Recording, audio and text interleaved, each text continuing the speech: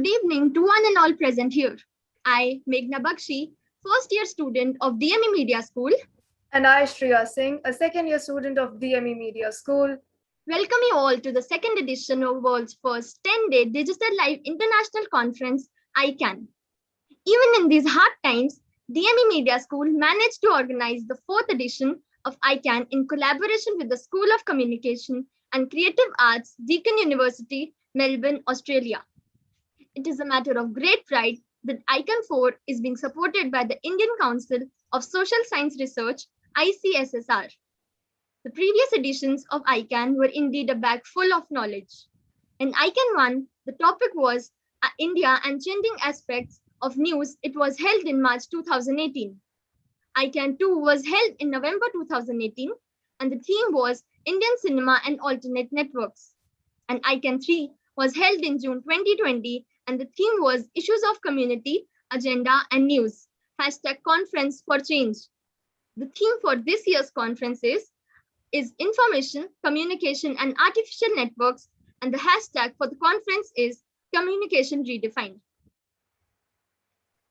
Under the ICAN flagship, there are certain highlights like the participation of about 60 eminent scholars from 5 continents and 11 countries, namely India, South Korea, Malaysia, Singapore, Bangladesh, USA, Mexico, France, Italy, Australia, and Ghana. More than 100 media educators and researchers have gathered to present their papers at the conference. There are total 36 live sessions scheduled, including 9 technical sessions, 3 workshops, 7 panel discussions, 3 special sessions, and 10 master classes. And how wonderful it is that all 9 technical sessions are being chaired and co-chaired by women scholars representing different states of the country. ICAN would not have been possible without the support of our partners. We'd like to thank them. Knowledge partners, K.R. Mangalam University, Gurugram, Haryana, Adamas University, Kolkata, Makhanlal Chaturvedi National University of Journalism and Communication, Bhopal, and Vigyan Prasad, Government of India. ICAN has partnered with the Department of Communication and Journalism, Guwahati University as the academic partner, and with the Institute for International Journalism, E.W. Scripps, School of Journalism, Ohio University, USA, as our international partner. Also, the media partner for ICAN4 is the Policy Times. I'd like to extend my warm regards towards SPARC, the Student Council of DME Media School, for the student, which is the student with positive attitudes and resonating communication, and also towards Journalism at DME, which is the official newsletter of DME Media School. This fortnightly publication covers all the major activities happening in and out of the campus. It is a student-centric newsletter carried out entirely by them under the supervision of the faculty members. It gives me immense pleasure to notify you all that this session is being streamed live on our Facebook channel, just like all other sessions of ICAN were live. The links of all our social media handles are being dropped in the chat box. Please check them out. Now I would like to request Professor Dr. Amrish Saxena, Dean DME Media School, Director DME Studios and Productions, Director International Relations, Delhi Metropolitan Education, Noida, to please give the opening remarks. Welcome everybody this evening in India and morning in the US. And Kathryn has taken all the pains for us, for our conference, to wake up early in the morning so that she can join this session. So we are grateful to her. And all those who have joined from outside locations, we are obliged to them that they are sparing time to grace this occasion. This whole conference, as we all know, has been conceived and planned for 10 days.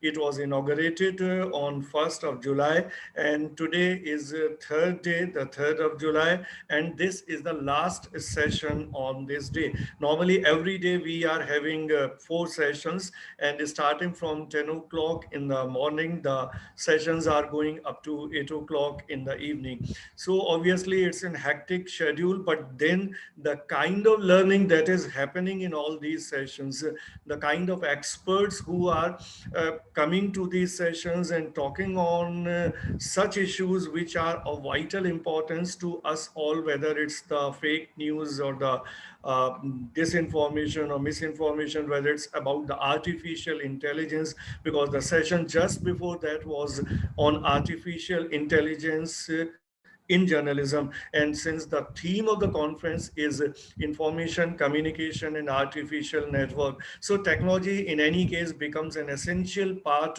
of the conference. So we are trying to have these all diverse sessions. And then besides this, this is a completely different kind of session that we have planned, in which as Kathryn was there on this International Women's Day function with us.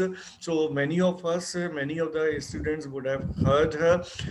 She is an eminent PR professional, and she is an author as well. And she has come out with a third book. So this particular function we have devoted to her book and the talk based on that only. So I think it will be an interactive and very lively session, and we all are going to enjoy in this session. So with this, I stop here and I hand it over to Mudira. Well, thank you, sir. Moving forward, this is a special session where we will be witnessing the unveiling of the book, The Practice of Public Relations, written by Ms. Kathryn Lancioni. Ms. Kathryn Lancioni is an internationally recognized expert in the field of public relations. With more than 25 years of experience in the industry, ma'am has a unique appreciation and understanding of its dynamic landscape, working as a journalist, public relations executive, communications strategist, and college professor. Over the past several decades, ma'am has helped dozens of domestic and multinational companies conquer their market research, branding, public relations, and investor relations challenges. She has worked with media at the highest levels, taken companies public on the New York Stock Exchange, directed global communications programs, counseled clients through monumental crises, and relaunched lagging brands. Simultaneous with her industry work, ma'am has been teaching the nuances of public relations to students in colleges and universities across the United States. She has served as the faculty of Farley Dickinson University, Montclair State University, Rutgers University, Seton Hall University, St. John Fisher College, and William Patterson University. She has guest lectured at Columbia Business School, Cornell University, and Rutgers University, as well as been the featured speaker at several national conferences. Her articles about the communications field have been published in several national and regional magazines. She serves on the Advisory Council of Entrepreneurship at Cornell University and on the Advisory Board of the Market Research Center in the Stillman School of Business, author of 3 books: Communication Research, Public Relations, The Changing Global Landscape, and The Practice of Public Relations, all published by Kendall Hunt. In our special session today, we will be unveiling her third book, The Practice of Public Relations. I would now request Dr. Amrish Saxena, Dean DME Media School and convener ICAN4, to introduce and unveil the book. Thanks, Shreya.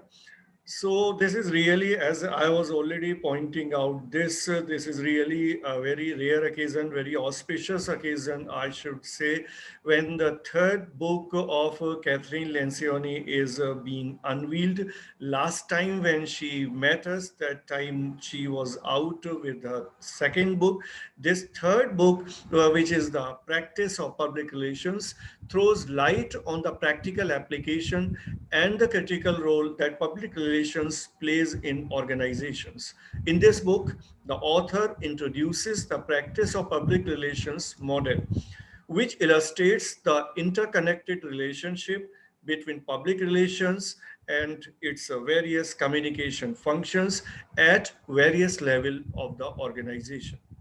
She further elaborates in this book and helps people understand how public relations can be used to improve communication across an organization, as well as support its long-term business objectives.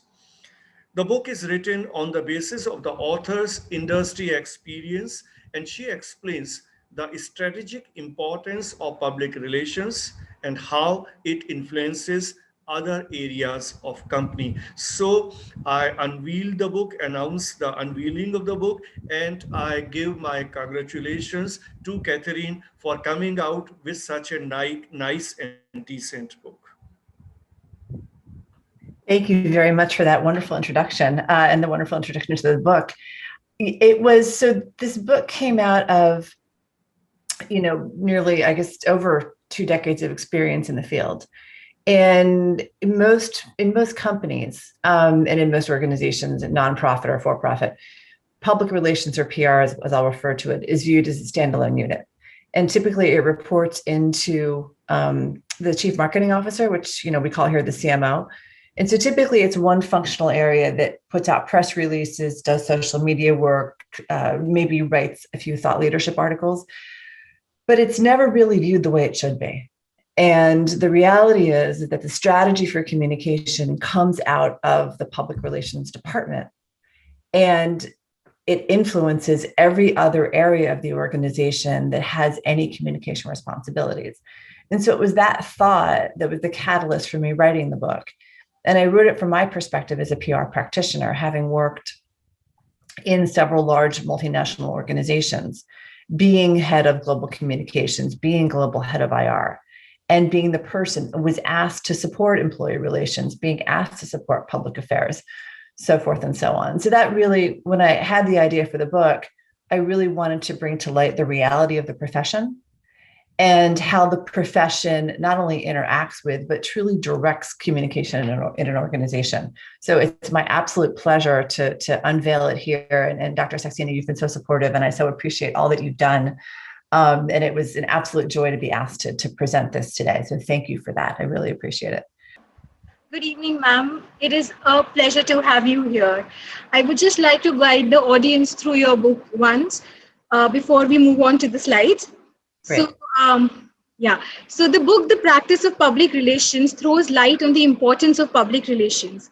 The book talks about how public relations is an essential piece in executing an organization's communication strategy. In this book, the author introduces the practice of public relation model.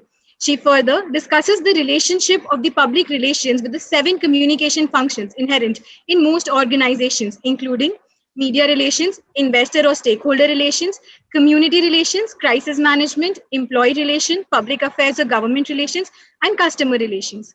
The book is divided into 3 sections. The first section, chapter 2 to 8, explores the pillars of the industry: history, ethics, theory, planning, writing, and measurement. The section explains theoretical principles in detail and highlights key points and important definitions. The second section, chapter 9 to 15, defines and explains each function in an organization supported by the public relations departments. This includes media relations, investor relations, community relations, crisis management. The last portion of the book, Spotlight and Cases, highlights CSR programs and community relation initiatives successfully implemented by global brands such as Coca-Cola, Starbucks, Warby Parker, and Water.org, each written by emerging public relations professionals. These ideas serve as the basis for conversation and discussion about the past, present, and future of the public relation industry. The book offers public relations students and academicians gain an appreciation for the industry's fundamentals, as well as the strategic role it plays in supporting other areas of organization. The book highlights strategic importance of public relations and how it influences other areas of the company.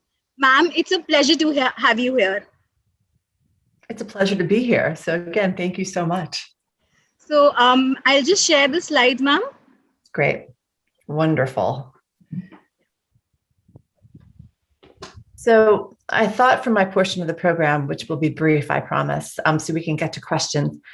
And I, if people have questions while we're going through the slides, please put them in the chat and we can get to them in the Q&A function of the program. So what I wanted to do is I wanted to take everybody through the model, through how it works, and then explain the relationship and provide a couple of examples. So again, the book is called The Practice of Public Relations, and it really is focused on redefining the role of the PR practitioner. Okay, next slide.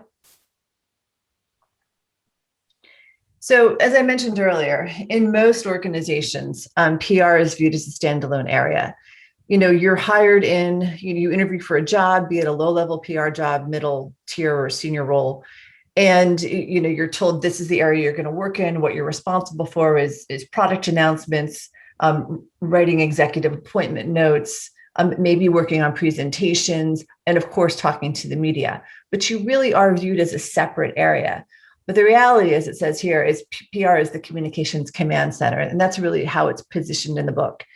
Because the reality is, when you're working in PR for a large organization, especially, you see that the reality is the messages and strategies that you develop with your team and with your group trickles into every other communications area of an organization. So the reality is we, the PR practitioners, drive the communication strategy for an organization. Next slide. Okay. So this is the model, and it's simple. PR is in the middle. Public relations is in the middle of the communications world. All of these other areas that we've mentioned prior, but media relations, investor relations, community relations, customer relations, public affairs, crisis management, and employee relations all look to the PR function and to the PR leadership group for key messages, for strategies, for tactics, for guidance, and we'll get into the other things later. Something I want to point out on here, there's two things. One is media relations is right at the top. And some of you may be thinking, well, why is media relations separate? It's because in some organizations and in some PR firms, media relations is a separate department from public relations. I found this when I worked for Ogilvy, globally huge agency. Our media relations group was different. So the way that it worked was the account team or the account group would liaise with the client. We'd put together the plans. We would do thought leadership pieces. We would do the social media campaigns. We would do the influencer relations. But when it came to talking to the New York Times or CNN or the Wall Street Journal or CNBC or the Financial Times or the Sydney Morning Herald, all of that would come out of the media relations group. So if you were on the PR team that supported the client, you would ask the media relations team to go after the high-level media. All right. So that's why that area is separate. The second thing that's not on here is marketing. All right. Marketing is different. Marketing does a lot of paid campaigns, as we all know. In PR, we generate what's called earned media. It's third-party coverage by a publication, broadcast, print, web-based. Marketing is a separate functional area, which we will talk about later on in our discussion today.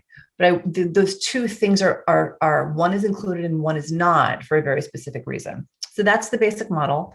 And again, PR is in the middle. And the reason that there's an arrow both ways is it's a dynamic relationship. So for example, with investor relations, we'll provide the investor relations team with media coverage, with competitive announcements, with our announcements, with intelligence that we hear from talking to the media. They'll take that. They'll talk to their audience, which is investors, Wall Street analysts, and then they'll come back to us with information. And the same thing works with a public affairs group. We'll provide them with media coverage. We'll provide them with intelligence. We'll put together, all the information about the press releases or announcement that we've made. They'll take that information. They'll go to their constituencies. They'll talk to their constituencies, and then they'll come back to the PR team with information. So it truly is a dynamic relationship. And so really, the most important thing is to realize that as PR people, we are strategically important and strategically relevant to an organization. Our communications decisions drive, influence, impact greatly, everything everybody else does. And again, I implore you to think about it from this perspective, because most people view PR as a single functional area within an organization. But the reality is it drives the communication strategy. And I cannot underscore the importance of thinking about it from that perspective. Okay, next slide.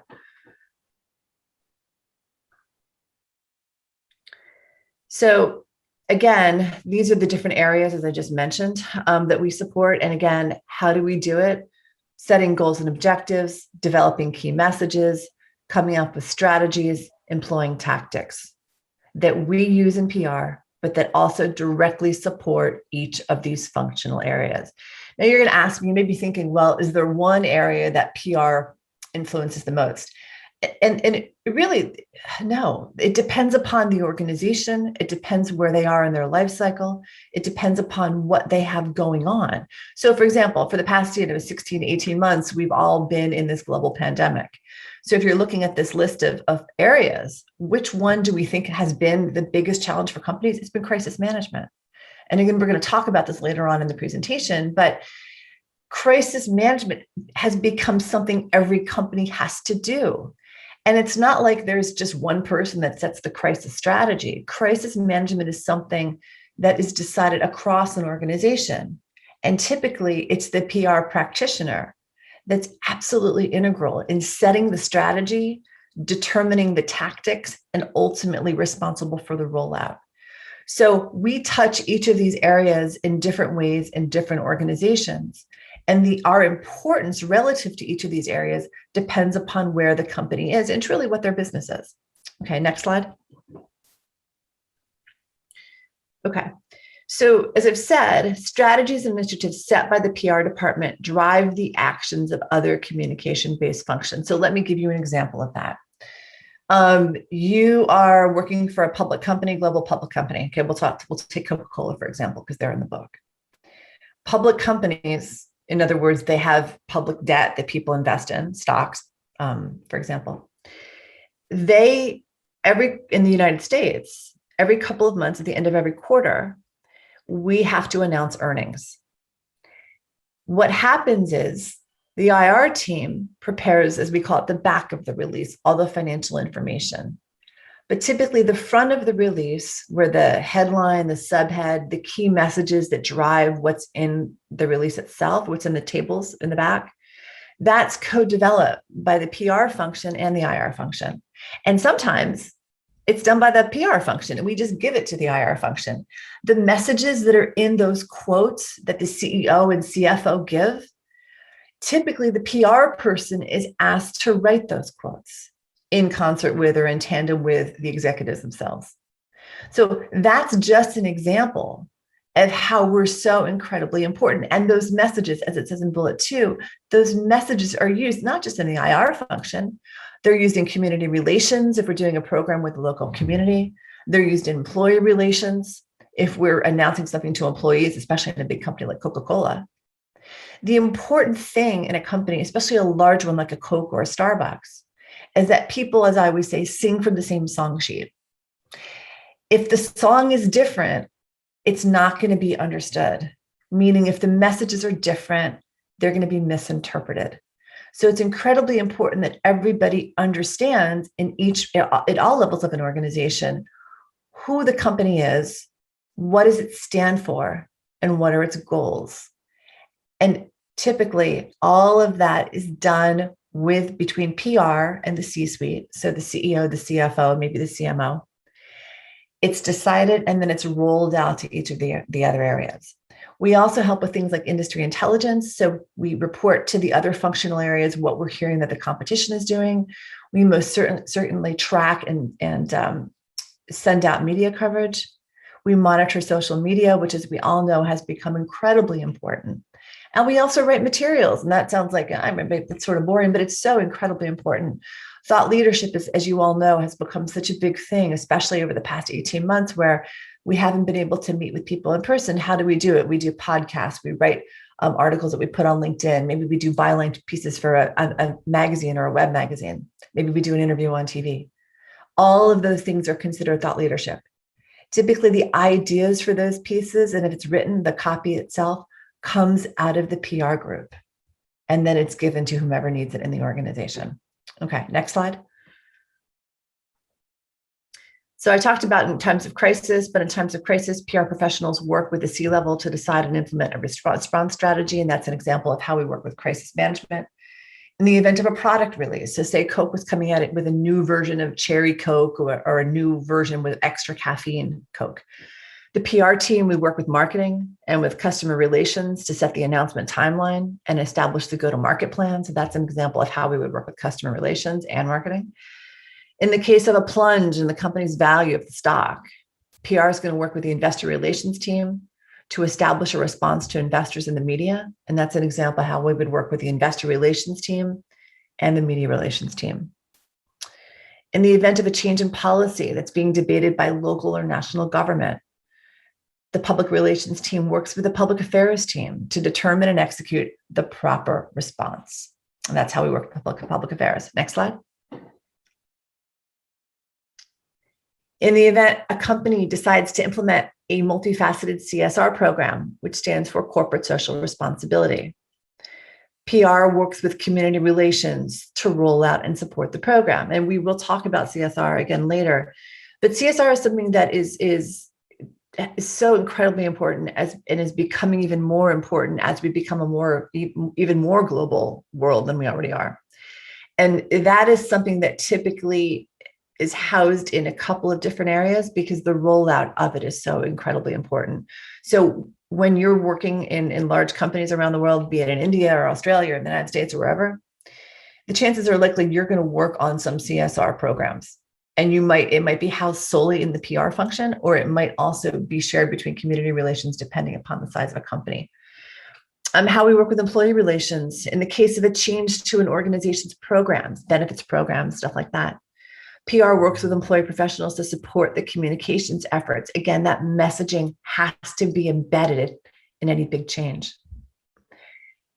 When there's an interview with the media, PR professionals disseminate the information about the key messages. They'll put together any talking points for the interview. They may even be there, depending upon how media relations works in an organization. Okay, next slide. So if you go back to this model, as simple as it is as complex and strategically important as it is. We, as the PR people, are front and center when it comes to the communications that supports the organization. We are the go-to for all things regarding communication strategy, communications messaging, and communications tactics. Sure, somebody that works in employee relations or investor relations is going to translate what you tell them to meet their audience, right?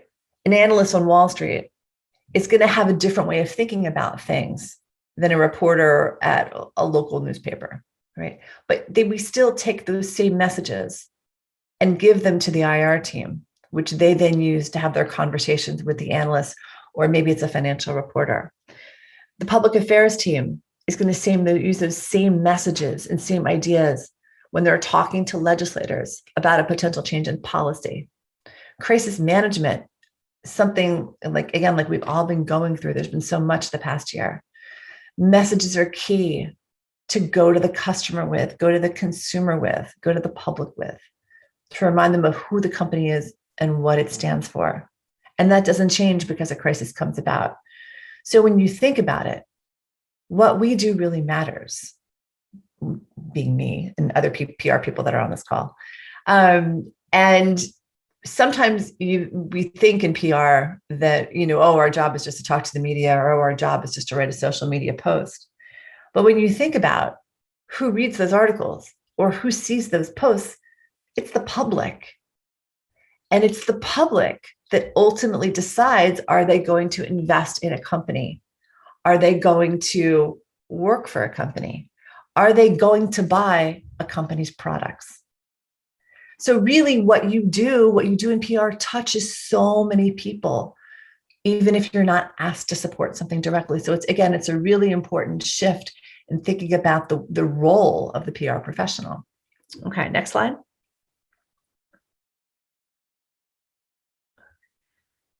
So to sum it all up, what's the importance of PR, as I've sort of been talking about? PR professionals in the PR function should be viewed as a strategic imperative from the top down. And when I mean the top, I mean the CEO of an organization.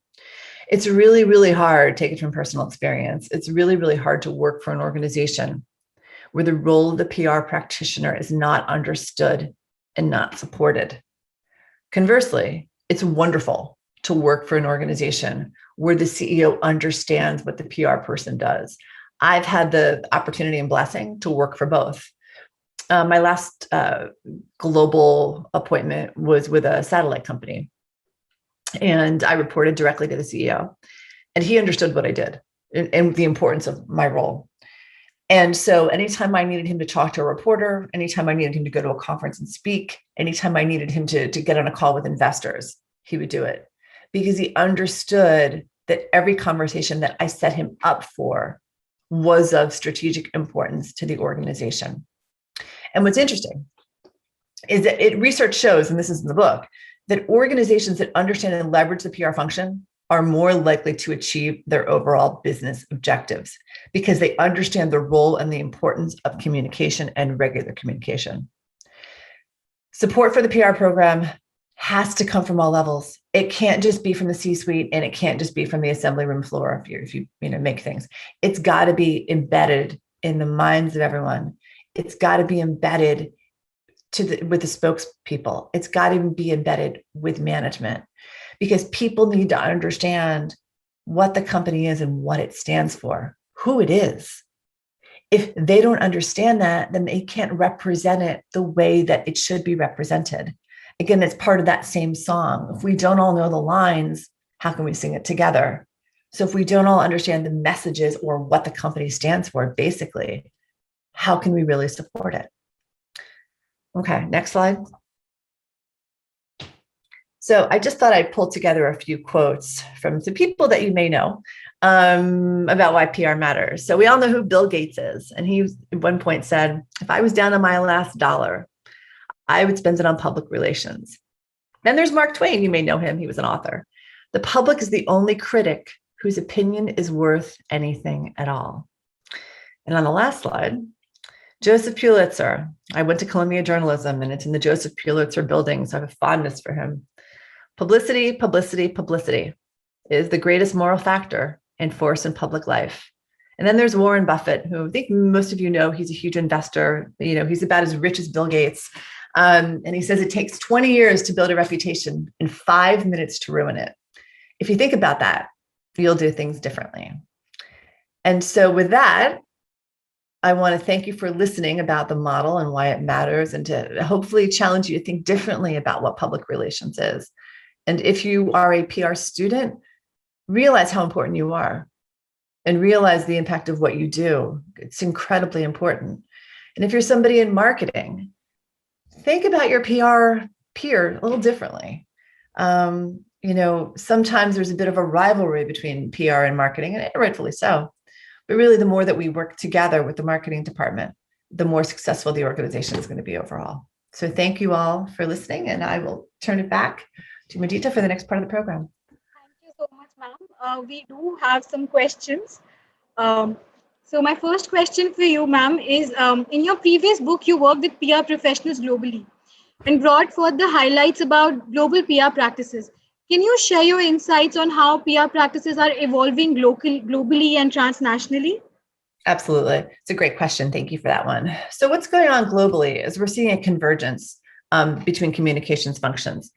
And this is most evident truly I was just talking about between marketing and PR. Many global organizations are consolidating these departments, and it's simply due to budget. There isn't as much budget as there used to be to spend on these things. Both PR and marketing don't directly generate revenue. And so what I mean by that is we're a cost center. So what we do may down the road sell a product, but when you're working in an organization, if you're in PR or marketing, you're a cost center because we cost money. Salespeople generate money, right? But PR people and marketing people spend it on advertising, and we spend it on talking to the media, although PR is substantially less expensive than marketing. So what companies have to do is they have to bring departments together because they don't have as much money to spend on functions like us. So what's happening is you're seeing this convergence between the two, and the value of everything is being questioned. And the great thing, it's an opportunity, but it's also a challenge for PR practitioners. What we found with the research for this book was that in most organizations, PR seems to be taking over marketing. There's a convergence in the functional areas. The biggest area where we see it is social media, because social media is an area that falls between both PR and marketing. But if companies have less money, which most do, they're putting their money in PR because they understand the value of earned media. So the story in the New York Times or the Wall Street Journal or the FT or the City Morning Herald or whatever other publication we want to go with, there's so much value in third-party coverage. Paid coverage is different. There's so much money in third-party coverage. It makes such a big impression on the consumer. It makes such a big impression on the investor, and it makes such a big impression on government that if companies have to choose, that's where they're going. As far as execution, what we're seeing is everything is going digital, all right? And this kind of was ramped up substantially because of the pandemic. It was going on prior, but because we were all suddenly kind of shuttered in our homes for, however long it was, wherever you live, it made everything go digital. So it was things like Zoom meetings, Zoom conferences, to Zoom media interviews. I'm a big fan of CNN. And so, it used to be the reporter would sit down with the person in the studio and talk, and now everyone's dialing in from their kitchen or dialing in from their kid's playroom, or wherever it is. So digitization of PR has happened, and it was going along before. It's been kind of fast forwarded because of the pandemic. And what's happening, part and parcel with that, is traditional things like press releases and desk side briefings, those are going away. Because what we're seeing is the cost to write a press release and distribute it is expensive. But the cost to put on social media is a lot less expensive. The cost to go and meet a reporter in their office is expensive, but to do a Zoom call, it's relatively free. So you have a consolidation of budgets where PR seems to be taking over. You have digitization of the industry, and you have a huge growth in social media apps. Snapchat and Instagram have become dominant. Most companies in the US now will release products or do it like sort of a drip campaign using Instagram and Snapchat as the way to get the message out, especially if they're going after the millennials, the kind of people in their mid-20s to mid-30s, and then the group below that. Because what they're seeing, it's more effective than traditional advertising. If you ask any teenager in the United States or millennial, do they watch TV? No, they don't. They watch YouTube. So what we've seen is PR has shifted.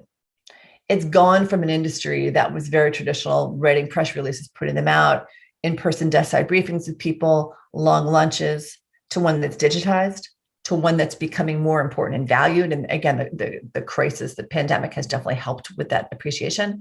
And one where social media and using people who are just influencers, they're not actors, they're not actresses, they're just people like all of us who have become important through social media to sell the product, as opposed to paying an actor $5 to $10 million to advertise it. So, ma'am, when we are talking about everything going on social media, on digital media, can you tell us more about how PPR model will be evolving with the advent of digital communication and everything going on our phone screens? Oh, yeah, absolutely. So the reality is that with the PPR model is everything that the PR function does is based upon supporting whatever the communication is. So the messages are going to be used in desk side briefings or Zoom briefings. The messages are going to be used or embedded in social media campaigns. The messages that the PR person comes up with are going to be given to influencers to make sure that they use it in their TikTok, for example, or in their Snapchat or in their social media or their Instagram post. So just because things have gone digital, it doesn't lessen the role of the PR professional and the influence we have. If nothing else, it's made it more important. But the burden is things have gotten moved a lot faster. So traditionally, especially pre-pandemic, people would sit around in a room and talk about, well, what do you want the company to represent? And what do you want the messages to be? And now we don't have that time anymore.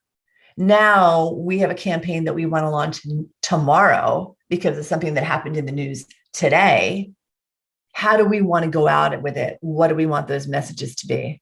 And what do we hope to achieve from it? A lot of companies make the mistake of not having a goal when they launch a communication campaign. And again, that's something that comes from PR. We should never, ever, ever work with another functional area, be it investor relations, be it media relations, public affairs, without determining what's the goal of what we're trying to do. What are we hoping to achieve by doing this social media campaign, by talking to these legislators, by talking to this analyst in investor relations? What's the goal? What do we hope to gain? And if you can't identify the goal, then it may be worth reconsidering. And if you can't figure out how your corporate messages tie into that goal, you can't go out with that campaign until you have that figured out, because that could do more harm than good. You know, I mean, it's important to realize that all PR is not good PR. PR is strategic. There are some people who will remain nameless that in the United States that are politicians who do things just for attention, right? They'll say something silly, they'll make some horrible statement that offends everybody, but they do it for the media coverage because it keeps their name out there. The reality is that's not always the best way to be, and in most cases it's not. It's important to think about, what do we hope to gain from this interaction, from this campaign, from this post? How does it tie into the corporate messages of the organization? And how are we going to measure success? And if we can't answer those three things, then we haven't thought enough about doing it. And again, the role of the PR practitioner, as illustrated in that PPR model, underscores how all of this works. Absolutely, ma'am. I think PR over the time has become a crucial part of strategic communication of the organization, definitely. And when we're talking about goals of awareness of PR campaigns, my next question is, as the pandemic persisted, a lot of companies started placing their brands through awareness-based PR campaigns. Can you share your insights about the same? Absolutely. So what happened was, many companies, when the shutdown happened, you know, I remember here, it was March 11th.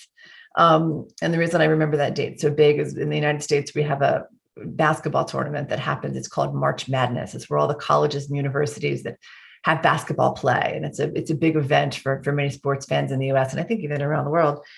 And they canceled it. And it was like the earth had been, you know, parted, and everybody didn't know what to do, because it's such a crazy time in the US, these 2 weeks where they have it. So a lot of companies didn't know what to do. A lot of businesses didn't know what to do. The world literally shut overnight. So how do you make or keep your brand relevant? How do you make the customer remember who you are, what you stand for, and why they matter when they can't come see you? So many companies had this fear. They were afraid that they would become unmemorable or irrelevant and sort of drop out of favor with consumers due to the global shutdown. So what they did is, as you mentioned, they launched these awareness campaigns. So now what's interesting, and I'm not sure how it's going on in India, but in the United States, we have a lot of companies that are launching these welcome back campaigns. You know, they've come up with songs, they have spokespeople, and they're welcoming people back to the brand. And it could be a restaurant chain, it could be a makeup, you know, company, it could be a clothing manufacturer. But everyone's viewing this whole time now as a chance to welcome consumers back, remind them of how they matter, remind them of the value they play to the consumer, and in some ways trying to reintroduce themselves to people that weren't their customers before. And how do they do that? Sometimes they do it by giveaways, sometimes they do it by discounts. I don't know if in emails, you know, many of you are probably getting all these coupon things to try this brand, or you may get, you know, mailers sent to you that are companies that you've never heard of before. Everyone's using now as a springboard to try to get more customers, or maybe even redefine who they are as an organization. So that pause, although scary, prompted a lot of companies that didn't do PR to do PR proactively, to make sure that their existing customer didn't forget who they were. But it's also provided a moment for many, many organizations around the world to recalibrate and to try to keep that existing customer base, but bring in people that may not have known their brand before. So it's a really, really fascinating time in public relations right now. Yes, ma'am. When we're talking about brands realizing their responsibility about spreading awareness to remain in the media, my next question is actually about CSR activities. In your book, you have given special importance to CSR activities. We've got an entire dedicated chapter to it. And in contemporary times, brands try to build their identities using them. Can you share with us an example and also highlight some aspects related to the same? Absolutely. So in the book, as you mentioned, we talk about many companies that have gone above and beyond. And I really loved this. Originally, I didn't have a separate chapter on CSR. And it became so incredibly important to me as I learned what amazing things companies were doing, I decided, I'm like, we have to have a chapter on this because it's so, it's so incredibly important. And in the United States now, and I'm sure this is happening, in many countries around the world, is CSR is morphing into something called CSA, which is corporate social advocacy, but it's still the same fundamental principles. So in the book, we highlight a bunch of companies. We've mentioned Coca-Cola, Deloitte, Starbucks, Levi's, Lego, and McDonald's. And all of these got mentioned because I was so impressed by what they were doing, many things of which I didn't know they were actually doing. And the one that I want to talk about today was Lego, because everyone knows what a Lego is. Many of us, played with Legos when we were kids. So the Lego program goes well beyond what most of us realize. So their CSR program is divided into 3 areas: sustainability, diversity, and children. And what you see is that most companies have a sustainability program, because that's kind of what CSR is all about, right? It's like being a better company. How can we be better to our consumer? And more importantly, especially these days, how can we be better citizens of the world? So sustainability, environmental practices, that was nothing that surprised me, but the other things they were doing were. So on the sustainability front, Lego's focused on the manufacturing of its products and its packaging. Right now, more than 75% of its box packaging is made from recyclable materials. And in 2019, they got rid of plastic bags in their stores. And if you go into a store now, they give you a paper bag. And they're vowing to use paper bags in all their box sets by 2025. And if you had played with Legos as a kid or remember them, you get the box, and then in it are all those plastic bags that have all those numbers. So all those bags now are going to be made of paper. And think of all the good stuff that that's going to do for the environment. It's huge. The company also is changing the way it does its bricks. In 2018, they started making some of the sets out of polyethylene, which is derived from cane sugar. And the goal is to make all the sets out of this by 2030. So, 9 years from now? Lego also has a strong commitment to improving the lives of children. So really, it's consumer around the world. The company has implemented a donation program to give its used products to children in need. It also connects to local communities by offering workshops on STEM, which is becoming an important thing in all universities and schools around the world. Lego also partners with UNICEF to advocate for children's rights and was incredibly integral in increasing the Children's Online Safety Assessment Program. And this is where they try to protect children's rights online. And as far as diversity, the company has what most companies have, which is a Diversity and Inclusion Council, but it works globally and regionally to address issues within the company. And it also ensures that all the marketing and advertising that they do around the world reflects the world that we actually live in. We mentioned Levi's in the book and how they do their stuff, and Coca-Cola.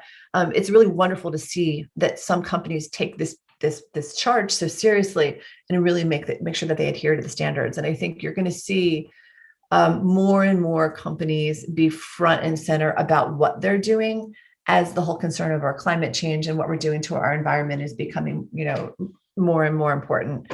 We had a heat wave here last week in the United States on the West Coast, California, Portland, and Washington State.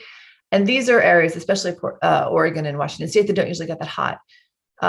Portland, Oregon was the hottest place on earth for 5 hours last week. It was 118 degrees. I don't know what that translates into in Celsius, but it was super duper hot, and that's not supposed to happen. So the importance of making sure you're a good corporate citizen, making sure that your environmental practices are helpful and not a hindrance, are only going to become increasingly important. And so Lego was the one that I just was blown away by what they were doing. So, ma'am, when we're talking about brands becoming sustainable and understanding their responsibilities, I think somewhere or the other, we're also talking about the message that they're giving out. So can you elaborate this with respect to customer retention and customer relations? Since we're also talking about things going back to the normal, I guess the new normal would be a better word, because I don't think we'll ever be going back to how we were. After the pandemic, things have changed. So, and we were talking about how brands are coming back with a new PR campaign. So can you please talk about a little about customer retention and how to improve customer relations? Yeah, I mean, it kind of goes back to what we were talking about before, how when the pandemic first hit, how PR became front and center for most organizations, right? Because part of the job of a company through PR, through proactive communication, which is what we do typically, is to communicate who the company is, what it stands for, and what's the value it can bring to the consumer. And it's regardless of industry. It could be a bank, it could be an airline, it could be a local restaurant. Why do you choose to do your banking with one bank over another? Why do you choose to fly one airline over the other? Why do you choose to eat in one local restaurant over the other? It's all the same. They all want you to think of them first. And so what we see, that connection between customer relations and public relations has always been strong. But what happened during the pandemic is people forgot because they stopped doing their routine. I mean, the world went from dressing in really nice clothing and going out to events to staying home and, wearing athleisure, which I'm sure you guys all know what that is. But, in the United States, it's like for women, it's like yoga pants and a t-shirt. And for men, it's like sweatpants and a gym shirt. And everyone got comfortable in that for a while. And then everybody kind of got tired of it. And now everyone's like, when are we going to get to go back? And so the role of customer relations, especially now as we transition to back whatever we're in, is to remind people of kind of who they were and what society was. And what were the brands that mattered to them pre-pandemic, so that they can reconnect with them post-pandemic. Now, what the tragedy has been with the pandemic, and I'm sure this has happened in India, is that some brands have gone away, right? Retail was already facing a tough time pre the pandemic. And the pandemic itself, with things just coming to a halt, was an excuse for some companies to just decide to fold, which is sad. So there may be some companies that consumers are super excited about revisiting that no longer exist. And that to me is incredibly sad. But it's just kind of the way of the world. So again, this connection between customer relations and public relations is super important right now, because the two are working hand in hand to remind the consumer of why the brand matters, and to get to the consumer to go back and become a purchaser again of whatever the company's goods or services are. That's where things are with that right now. So, ma'am, when we're talking about brands halting, there were a lot of discussions around new brands that were coming up, new companies that were being established, which somehow the pandemic stopped their progress. So, what are some major changes in PR practices that have happened globally because of the pandemic, and what happens to these new brands that we're talking about, or the companies that have halted? What do you feel would happen to them? So I think, some of the companies that have halted have just gone away, sadly. We've had in the United States, again, retail was already taking a big hit, primarily, sadly, because of online shopping, without naming a few companies, but you guys all know who I mean. And what happened was people got lazy, right? So rather than going to the drugstore to buy your toothpaste or going to the store to buy your clothing, you just go to one site and order it. And, in the United States, it can arrive in a day. So why leave the house? Sadly, that tendency only got furthered by the pandemic because there was no place to go. So we've lost, in the United States, we've lost some big national retailers. Like there was a store called Sears, which had been around since I don't even know when, way before my time. It's gone. And it's just it's part of Americana and a part of that culture. We've had consolidation of a lot of companies. And so I think that, to get back to your question, things were evolving. Things evolved in a different direction, I think, because of the pandemic, because of the shutdown. As we emerge, consumers and companies have to reevaluate who they are, what they need, and how their life has changed. One of the things I keep talking to people about, be it friends or professionals, is there's this rush to get back to normal. Oh, I can't wait to go out to this restaurant. I'll do this and whatever. But the thing is, like, as you mentioned a few seconds ago, it's never going to be what it was. It's going to be something different. And that's not necessarily a bad thing. So for consumers and for organizations and for their PR departments, this represents an opportunity to redefine who the brand is, what it stands for, and who you want that target customer to be. If you weren't being successful going after XYZ target market prior to the pandemic, Maybe now is the time to pivot and to either change course completely or to try to, kind of split your efforts.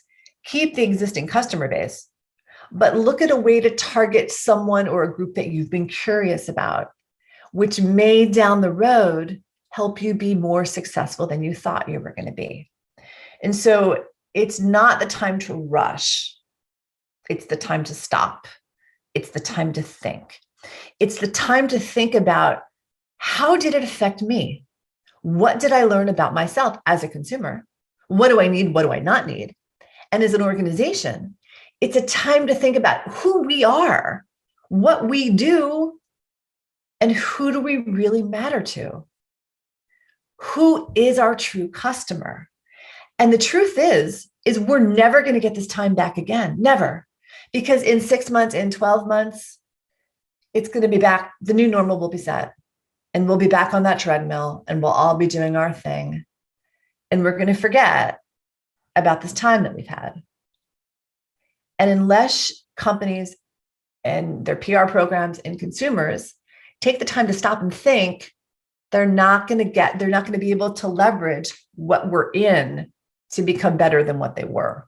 And I think that's so incredibly important.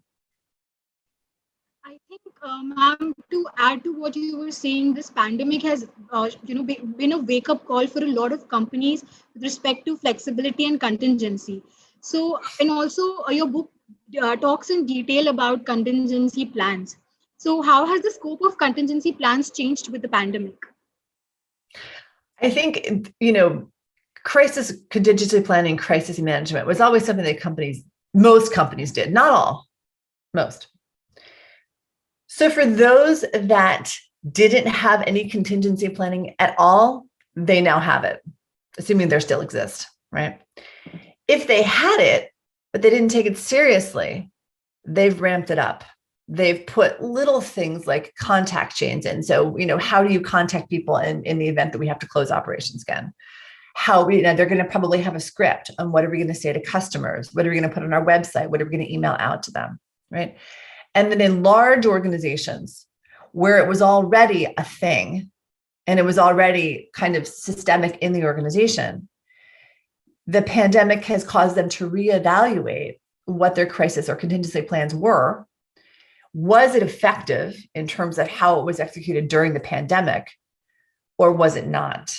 Or how could it be improved even if it was effective? So again, it goes back to that whole concept of now's the time to think about what you've been doing. Is it successful? And to think about how can we make it more successful or more effective? So contingency planning became front and center for everybody. And I would bet that most companies, especially if they didn't have one before, they definitely have one now. Again, I think this can sum up the discussion a little. So what are some PR practices that will become a norm in the post-COVID world? For example, we were talking about the contingency plan, or we were talking about the shift towards the digital mode. So what are some PR practices that will become a norm? Great question. So I think those two we've discussed, and then a few more. The first is we were talking about digitization. Everything and most things will be web-based. It's just easier. Media tours were already becoming obsolete because they were expensive. They take time away for an executive. And it's just a lot it's a big burden. So I think like things like that are going to go away.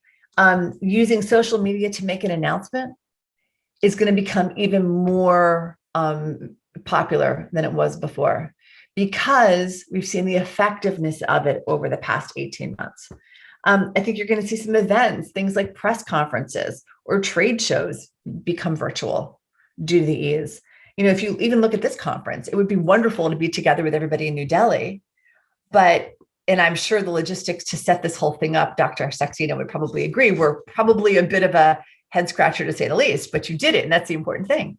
But I think this conference will be a model for others, where people want to have, folks from all over the world participate, but maybe cost prohibits that if it's in person.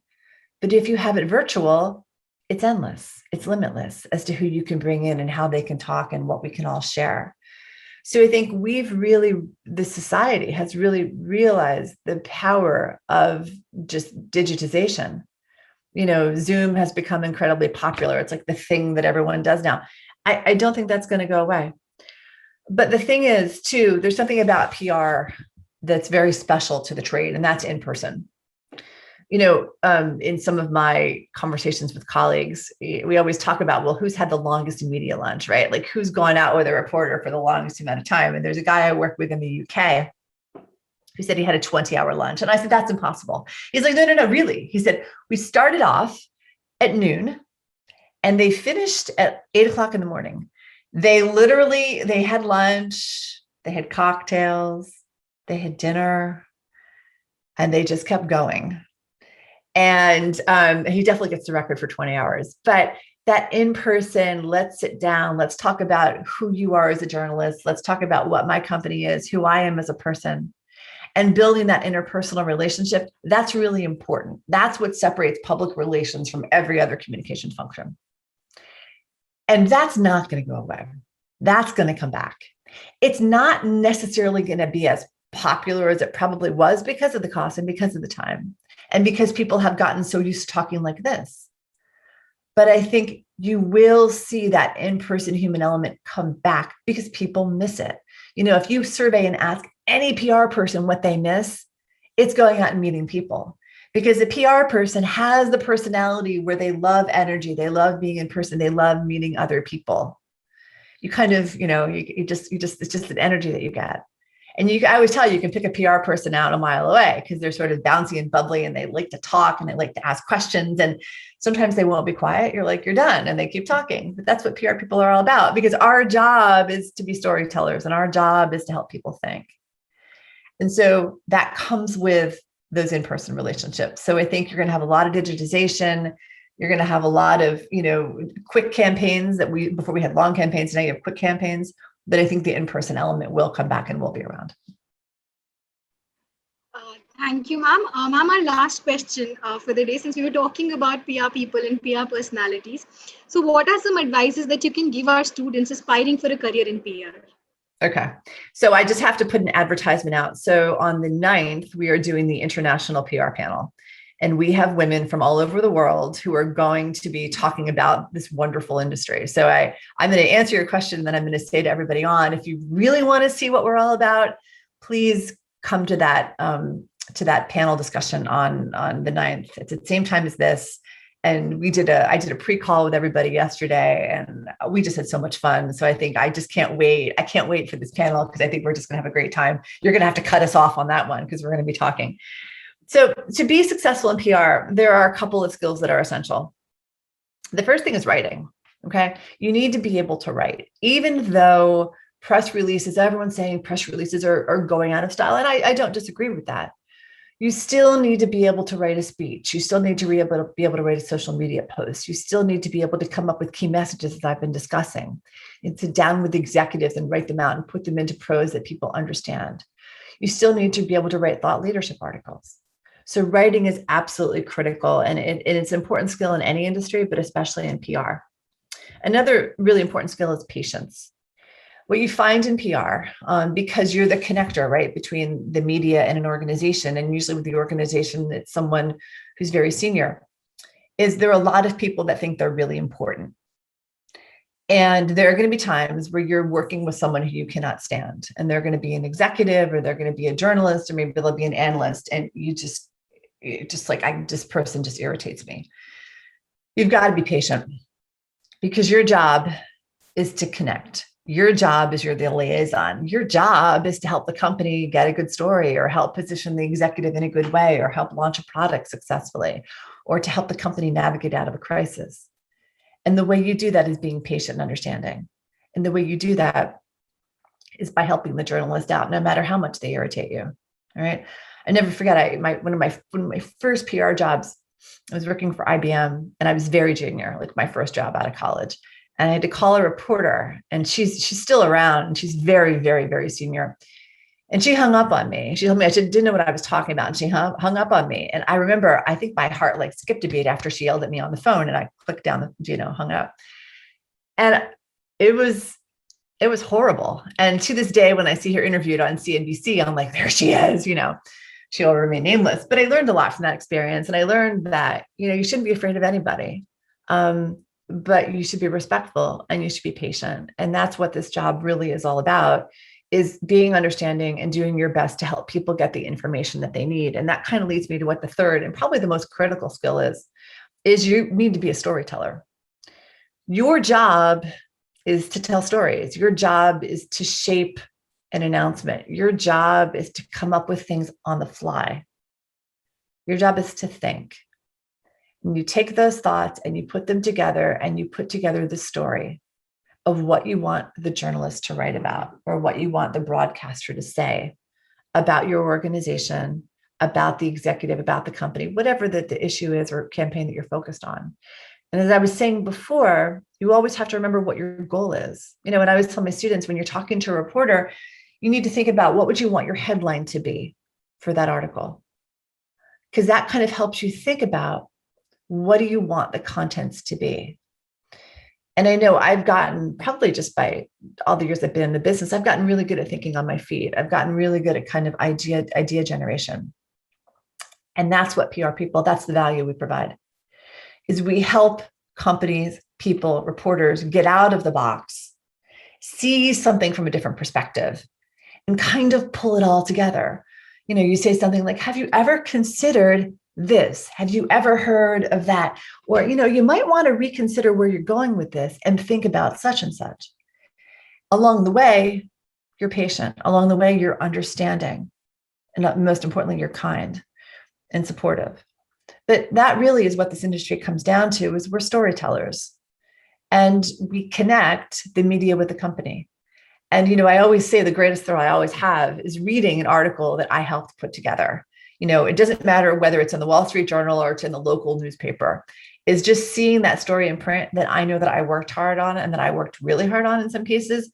The satisfaction and joy that I get out of that as a PR professional is absolutely incredible. So it's writing, it's patience, and it's storytelling, I think, are the three most important things in this industry. For answering all the questions. I wish you great success for your book. Thank you. Thank you so much for bringing forth that the importance of public relations, especially the strategic communication of any organization. The tips that you've given will definitely help us and our students grow. I now hand over the forum to Meghna. Thank you, ma'am. Dear participants, your feedback is extremely important to us. So we request you to please take out time and fill the feedback form via the link shared in the chat box. I now invite Dr. Manasvi Maheshwari to moderate the students' question answers round. Thank you. Hello, Kathryn. Hello. It was really, really interesting session, and I was like all glued to the screen and listening to very carefully. And majority of questions have been covered by Mudita, and there are a lot of repetitions also, but still there are some interesting ones. So there is one which goes like, can you suggest something which is like for rural PR? This is from Nilanjan Saha. Anything, some tips which you can share about, how to deal with the rural PR? So it's a great question. So, PR can be challenging, because as I was saying it before, you sometimes are going to encounter people that you just don't like. And, and I hate to say that, but that's the reality. And so I think, as I was saying before, patience is absolutely key. Humility is incredibly important. Being good with deadlines. You have to honor deadlines, especially when it comes to a journalist, because you have to remember a journalist has a deadline. If you can't get them information by the time they request it, the story is going to fall apart, and then that's going to make you look bad and the company look bad. So it's incredibly important that you're patient, that you're honest, that you're tolerant, that you're humble, that you respect a reporter's deadline. If you can't get them the information, let them know in advance, so that you can hopefully work with them to reposition the story, or they can move on to something else. It's like a simple courtesy. Like when you say, for example, it's a Monday and a reporter asks for you something by Thursday at 3, which is usually their end deadline, especially if they're writing for a weekly publication. If you know by Tuesday afternoon at 4:00 or at the latest Wednesday morning at 9 that you can't get them the material, let them know. even if you're unsure about whether or not you're going to be able to get it to them, let them know, because they're only going to respect you for that. If there's something that they ask for that you just aren't comfortable revealing or giving them, tell them that. You know what? I'm sorry, I can't get that information to you. The more open and honest you are with the reporter, as much as you can be, the better the relationship is going to be. And that, you know, that really is something that's so important to realize here, is that part of your job is developing relationships with the media. And it's, you know, in many ways, it's like, how do you develop a relationship with a friend? It's sort of the same way it works with a journalist. There are going to be times where you want to say something and you can't because you're not allowed to. You know, you've been told something in confidence by your organization, and that can be hard. You know, there are going to be some times where you're in an interview with an executive who starts saying something that you know he or she should not say. Typically, what I do is I kick them underneath the table and then, you know, interrupt and say, "Oh, well, you know." But sometimes, and you know, what's great to do is to stop the interview and say to the reporter, look, we're venturing into an area that we're really not supposed to discuss, but we could talk to you about it on background. And what that term means, and if you're in PR, it's used quite commonly, is when you give the reporter information that can't be attributed to the company or to the spokesperson.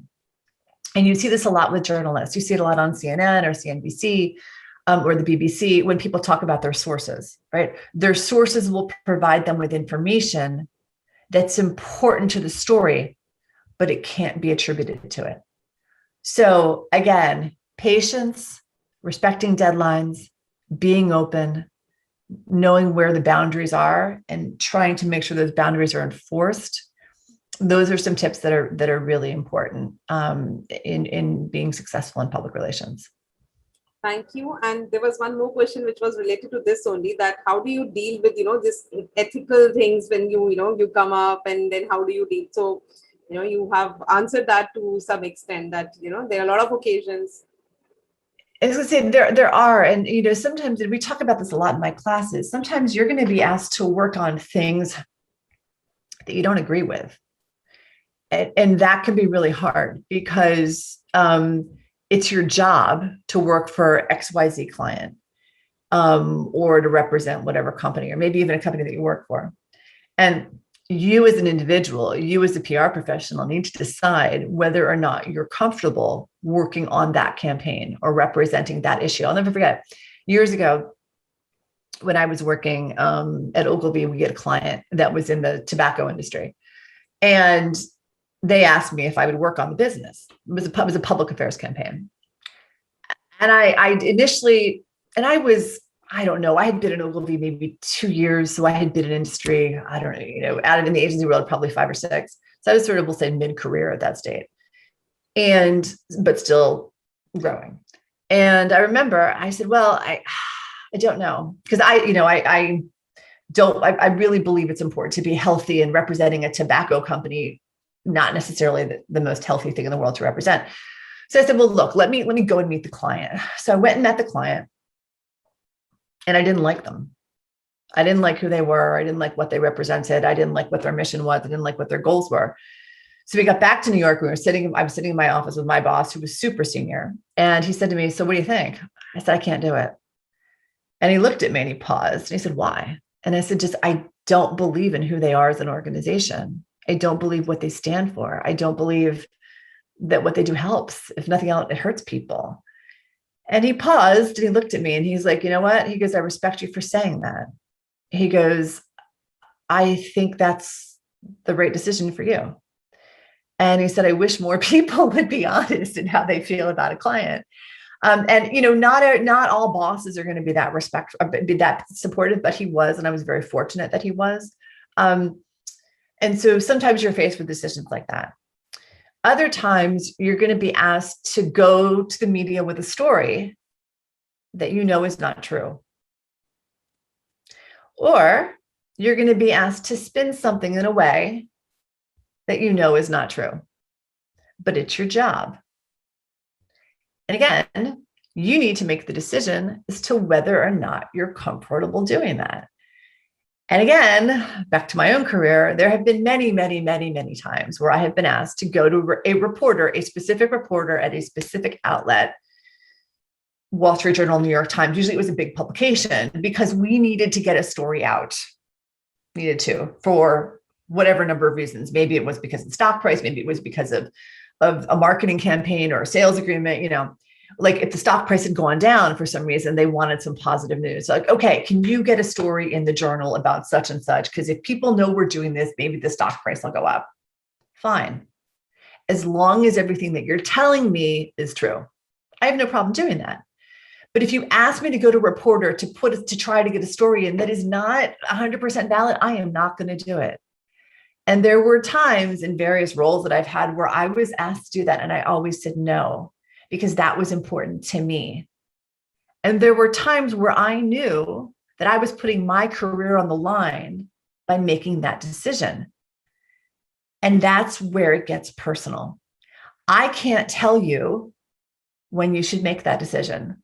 That's up to you, right? So whether it's deciding not to work on a client, whether it's deciding not to go to the publication with that information, whether it's deciding whether or not to even talk to a journalist, right?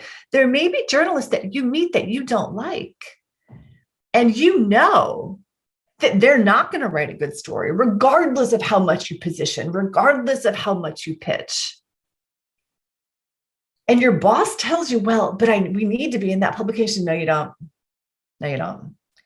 Because remember what I said before, how all PR is not good PR? There are times that you need to push back and that you need to say to people, look, we don't need to be in that publication. We don't need to be on that broadcast outlet. Let's just pause. Let's recalibrate. And let's figure out what's strategically important to us. And let's go in a direction that we can go in a positive way, where we put forth our best effort, it's respected. So ethics is something that's a huge issue in PR. And it's something, as I always tell my students, it comes down to you and your own code of ethics and what you're comfortable doing. And I cannot underscore how incredibly important that is to be successful, in the PR industry.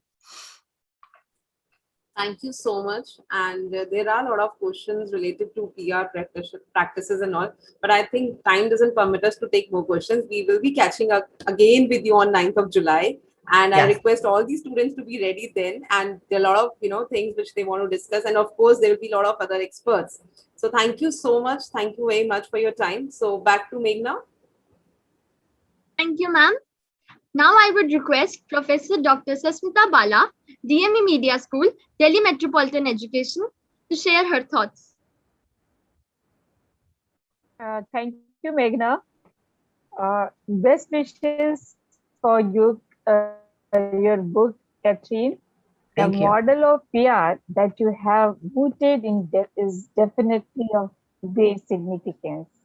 This will help in orienting PR education at the global level.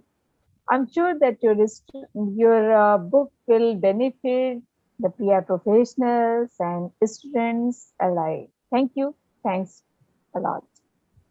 Thank you. I'd now like to extend my gratitude towards our guest of the session, Ms. Kathryn Lancioni. Thank you, ma'am, for marking your delightful presence today with us. The session was exuberant. I would also extend my gratitude to Professor Dr. Amrish Saxena, Dean DME Media School, Convener ICAN4, Professor Dr. Susmita Bala, Head DME Media School, Chief Associate Convener ICAN4, for the ideation and planning of all the sessions. I would like to thank Ms. Manmeet Kaur, Dr. Manasvi Maheshwari, Ms. Shruti VS, Ms. Mudita Raj, and Mohammad Kamil for their constant support and guidance. I would like to thank Mr. Ritik Ghosh, Mr. Sumandra Sarthi Das, Mr. Sachin Nair, Mr. Yogesh Sharma for providing the overall digital operations for ICAN4. I would now like to thank our entire team, all faculty members and students who have worked day and night, facing all the challenges and obstacles of the pandemic to make this conference happen. I hope you all have given your precious feedback. If not, then please do it now. The link is being shared in the chat box.